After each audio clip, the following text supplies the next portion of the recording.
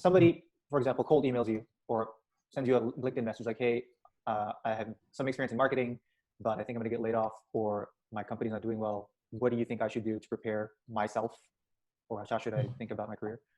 First of all, for anybody who's facing that situation now or will face it in the future, that's tough as hell and not easy for anyone. This piece of advice, I think, will not apply in all types of companies. But when you look at the structural impact of this situation, it's probably likely to be having some impact the next couple of years, but it's probably bound to be the worst for the next sort of 4 to 6 months. And so I think a lot of companies are modeling their revenues after that sort of time frame. And so when layoffs come, if it's anything that this person has a prior knowledge to, I think it's interesting to try and turn that kind of cash flow optimization dynamic on its head and work with your employer to see if you could go on reduced time for a few months. Could you go on 80% time, 60% time? Do you have the ability to defer your salary for a little bit? Because at the end of the day, the current scenario is that the economy should, with all the stimulus that's coming, return to somewhat normalcy at some point, even though it can look almost impossible right now. But the main problem that companies have is the immediate cash flow draw from paying salaries. So if there's anything you can do to proactively try and adjust that line for them, or the timing of that line, I think it's worth a shot at the very least.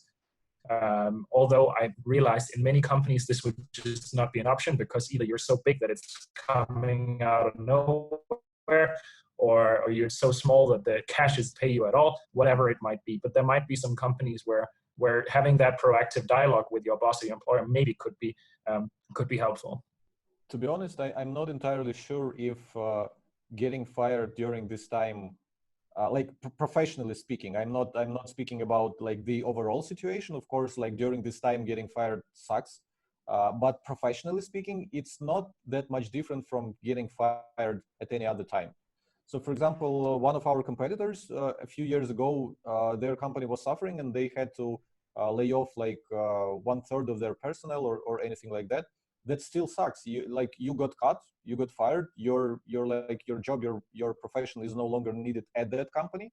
Of course, during that time, it would be harder to find a job, because if you were cut from a certain company because your services are not that impactful as of today, then it's unlikely that you're going to get hired at some other company that would need your services right now, because the whole economy is going down. So like it is easier, but essentially the fundamentals are still the same. If you got cut, it means that your skills are not as essential for the company, so you have to work on upgrading them. So the advice is still the same. You have to be looking for new jobs and you have to be upgrading your skills. Actually, you should be doing it all the time.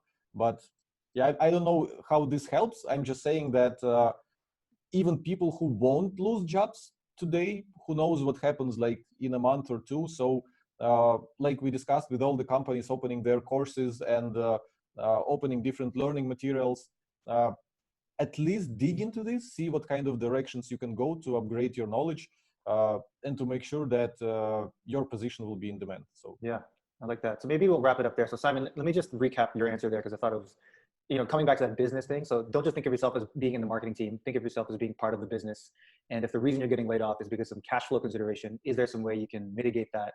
Delayed salary, pay me later, work at a reduced salary, that kind of thing. And Tim, what you're saying is, I really think in particular, the one to consider is in many marketing teams, I do believe, because of the drawdown of budgets for the time being, it's a little bit of like, let's pull down the sails and slowly go through the storm and sort of just do nothing, which is still a lot of work. I think what could be an argument is let me take all Fridays off, or let me take all Thursdays and Fridays off, and then you reduce my salary 20 or 40% or something like that. I think those are the types of moves can just immediately change this equation a whole lot in many different types of businesses. Mm-hmm. And while like Tim, I think it's a fantastic point you have with always be upskilling yourself, and now is particularly the time you have the hours for it.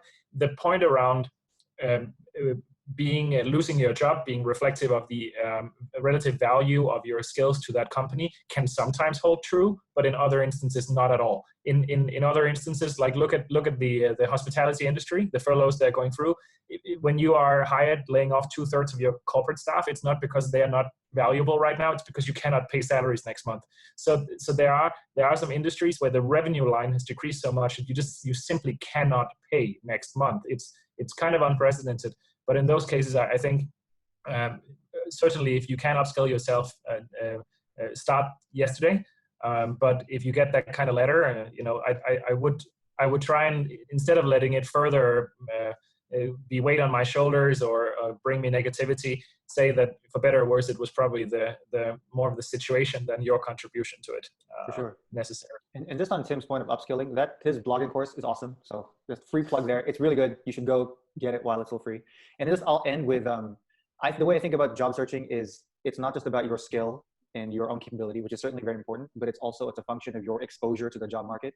So I totally echo all those people who are like, yes, start a podcast, yes, start a blog, start a YouTube page, start an Instagram, whatever. Now is the time to invent and create and experiment. And who knows, like you could be the one innovating on virtual events, which is a topic sadly we didn't get to today. But basically, I think the answer for virtual events is everybody's doing this webinar. There's like 3 heads on a Zoom call being recorded and YouTubing. I think if you look at this 6 months from now, we will all look back and be like, what the hell were these guys doing? I can't believe they got away with this. Because it's going to be like studios. There's either like drones or VR, AR. I think we're in for a crazy next little while.